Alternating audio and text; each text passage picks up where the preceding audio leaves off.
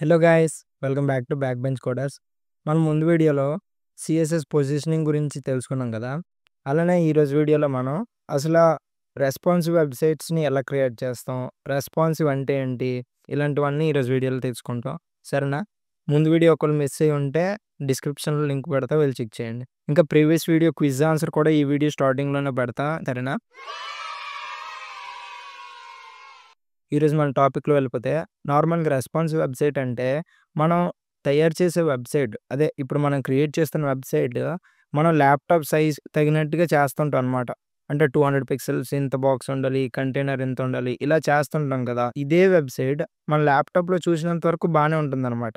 కానీ మనం ఒక్కసారి సేమ్ వెబ్సైట్ని తర్వాత డిప్లాయ్ చేశాక నువ్వు మొబైల్‌లో చూసుకుంటే అసలు ఆ వెబ్‌సైట్ ఎలా ఉందో ఆ ల్యాప్‌టాప్ సైజ్ అలానే ఉండిపోతుందనమాట. నీ మొబైల్‌లోకొచ్చేసరికి ఆ టైటిల్ అదే సైజ్‌లో ఉండిపోతుంది. ఆ హెడ్డింగ్ సైజ్ అంతే ఉండిపోతుంది. ఆ కంటైనర్ సైజ్ అంతే ఉండిపోతుంది. అంతేగాని మొబైల్ సైజ్ చిన్నది కదా, ఆ సైజ్‌కి తగినట్టుగా చేంజ్ అవ్వదనమాట. ఇది రెస్పాన్స్ వెబ్‌సైట్ అంటే. ఇప్పుడు ఒక ఎగ్జాంపుల్‌గా మీకు ఒక వెబ్‌సైట్ తీసుకొని అది వాళ్ళు రెస్పాన్సివ్‌గా క్రియేట్ చేస్తారు. అది క్రియేట్ చేసింది మీకిప్పుడు చూపిస్తా. సరేనా? అది ఆల్రెడీ తెలిసిన వెబ్‌సైటే W3 స్కూల్స్. దాన్ని చూపిస్తా చూడండి. ఇప్పుడు W3 స్కూల్స్ అని సెర్చ్ చేస్తే W3 స్కూల్స్ లోపలికి వెళ్తే ఇది మన W3 స్కూల్స్ వెబ్‌సైట్. ఇది మన ల్యాప్‌టాప్ సైజ్ వరకు ఇలా కనిపిస్తుందనమాట. ఈ సెర్చ్ బార్ ఎంతుంటది, లెర్న్ టు కోడ్ అనే హెడ్డింగ్ ఎంతుంటది, ఇలా అనమాట. ఒకవేళ నేను దీన్ని మొబైల్ స్క్రీన్‌కి చేంజ్ చేస్తా. అది ఎలా చేస్తా అంటే డబుల్ క్లిక్ చేసి, రైట్ క్లిక్ చేసి ఇన్స్పెక్ట్ మీద క్లిక్ చేస్తే ఇలా రైట్ సైడ్ వెళ్తే ఇక్కడ మీకు ల్యాప్‌టాప్, మొబైల్ ఇలా సింబల్ ఒకటి కనిపిస్తుంది చూడండి. ఇక్కడ నేను చూపిస్తా కదా. ఈ సింబల్ మీద క్లిక్ చేస్తే మీకిక్కడ డైమెన్షన్స్ కనిపిస్తాయన్నమాట, రెస్పాన్సివ్ అని. ఇది దాని యొక్క విడ్త్, హైట్ ఇవన్నీ చూపిస్తాయి. సరేనా? ఇక్కడ మీరు చూస్తే మొబైల్ ఎస్ అని ఉంది. ఇంకోటి మొబైల్ ఎం అని ఉంది. ఇంకోటి మొబైల్ ఎల్, ఇంకోటి టాబ్లెట్, ఇంకోటి ల్యాప్‌టాప్.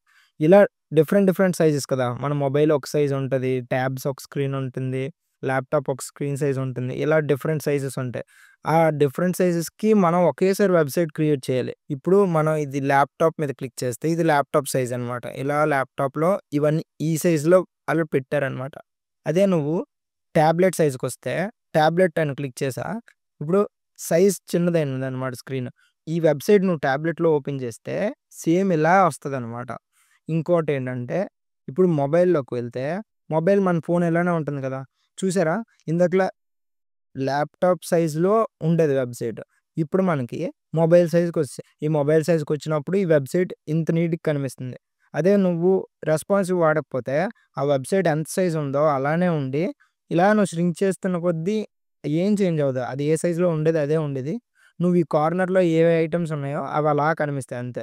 ఇప్పుడు మీరు నార్మల్‌గా ఇలా చెక్ చేస్తే రెస్పాన్సివ్‌నెస్ అవి అలా గ్రో అవ్వడం, ష్రింక్ అవ్వడం తెలుస్తుంది చూడండి. ఇప్పుడు నేను ఇక్కడ యారో పెట్టి ఇలా పెద్దది చేస్తున్నాం. ఒక్కొక్కటి మీకు ఒక్కొక్క సైజ్ కనిపిస్తుంది చూడండి. అలా చేంజ్ అవుతాయి కొన్ని. అక్కడ సెర్చ్ బాక్స్ ఉండేది కాదు. ఇప్పుడు సెర్చ్ బాక్స్ వచ్చింది పెద్దది చేస్తున్న కొద్దీ. అలా ఇంకా పెంచుతున్నా. అలా ఇక్కడ మీకు గెట్ సర్టిఫైడ్ అనేది ఒకటొచ్చింది చూడండి. గెట్ సర్టిఫైడ్ అని ఈ సెంటర్‌లో ఒకటొచ్చింది. ఇంకా అలా గ్రో చేస్తున్న కొద్దీ అక్కడ మెనూ ఉండేది కూడా. ఈ మెనూ కూడా ఉండేది. ఆ మెనూ కూడా మీకు ట్యుటోరియల్స్, ఎక్సర్సైజ్, సర్వీసెస్ ఇలా అయ్యాయి. ఇలా ఇంకా పెంచుతున్న కొద్దీ మీకు ఇంకా డిఫరెంట్‌వి యాడ్ అవుతుంటాయి చూడండి. అలా ల్యాప్‌టాప్‌కెళ్ళిపోతే ఇలా ల్యాప్‌టాప్‌లోకొచ్చేసరికి ఇవన్నీ ఉండేవి. అదే మొబైల్‌కొచ్చేసరికి ఒక్కొక్కటి తగ్గించుకుంటూ వాటన్నిటి సైజ్ తగ్గించుకుంటూ మీ మొబైల్ స్క్రీన్‌కి ఎంత సరిపోద్దో ఆ సైజ్‌కొచ్చేంత వరకు వాళ్ళు నీట్‌గా డిజైన్ చేశారనమాట. ఇలా మనకి రెస్పాన్సివ్‌నెస్ యూజ్ అవుద్ది. అసలు రెస్పాన్సివ్ వెబ్‌సైట్ ఎలా క్రియేట్ చేస్తామన్నా అనంటే నార్మల్‌గా మనం డిఫరెంట్ మెథడ్స్ వాడొచ్చు. ఫ్లిక్స్ అనే కాన్సెప్ట్ వాడొచ్చు. గ్రిడ్ అనే కాన్సెప్ట్ వాడొచ్చు. మీడియా క్వెరీస్ అనేసి ఉంటాయి. ఇలా డిఫరెంట్ టైప్స్ ఉంటాయన్నమాట. మనం ఒక్కొక్కటి నేర్చుకుంటూ పోతాం. ఇంతవరకు మనం రెస్పాన్సివ్ అంటే ఏంటి అని తెలుసుకున్నాం కదా. ఇలాగ మనం రెస్పాన్సివ్ వెబ్‌సైట్‌ని క్రియేట్ చేయాలి. సరేనా? అలానే ఈరోజు టాపిక్‌లో ఏమైనా డౌట్ వస్తే నాకు కామెంట్ సెక్షన్‌లో కామెంట్ చేయండి. నేను డైరెక్ట్‌గా రిప్లై ఇస్తాను. నోట్స్ మొత్తం కూడా నేను ఒక ఫార్మాట్‌లో క్రియేట్ చేసి డిస్క్రిప్షన్‌లో పెడుతున్నాననమాట. మీరు చెక్ చేస్తున్నారో లేదో తెలియదు గానీ, నోట్స్ అయితే మీరు ప్రిపేర్ అయితే ఇంకా చాలా ఈజీగా ఉంటుంది థియరిటికల్‌గా. ఓకేనా? సరే మరి నెక్స్ట్ వీడియోలో కలుద్దాం. Bye bye.